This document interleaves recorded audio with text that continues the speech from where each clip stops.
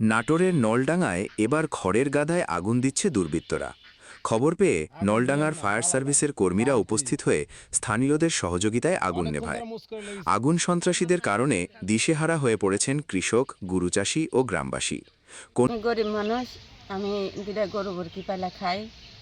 তে আমার এই জায়গাতে হলো নিম্নে ৩০-৩৫ হাজার টাকার পয়েল ছিল, কিন্তু এইভাবে শয়তানি করে আমার পয়েলগুলান পুরা দিছে।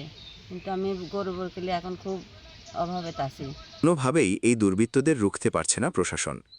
শুক্রবার ১৯ জুন ও বৃহস্পতিবার ১৮ জুন রাত ১টা ও রাত ৩টের দিকে উপজেলার পূর্ব মাধনগর গ্রামের মামুন সর্দার, শিহাব সর্দার ও সুবাহান কাজীর দুটি বড় খড়ের গাদায় আগুন দিয়েছে বলে অভিযোগ করেন স্থানীয়। আমার কমপক্ষে এখানে ৩০ থেকে ৩৫ হাজার টাকার মানে খ্যাট ছিল, যেটা হলো গরুকে খাওয়ানো হতো। সেটা দুর্বৃত্তরা গতকাল রাত্রি ১:১টার সময় এটা আগুন দিয়ে পুরা দিয়েছে।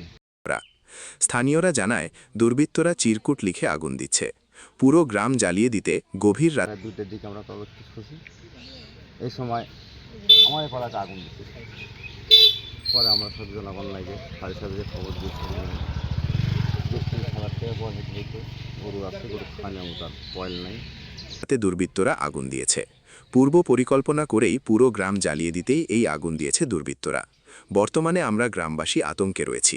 দোষীদের খুঁজে বের করার দাবি করছি।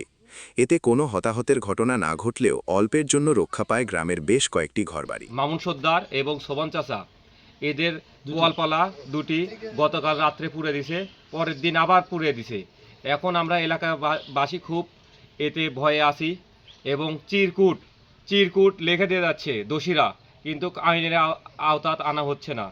এদের ওসি নল্লা থানার ওসি সাহেবের দৃষ্টি আকর্ষণ করছি, এদের দ্রুত আইনের আওতাত আনা হোক।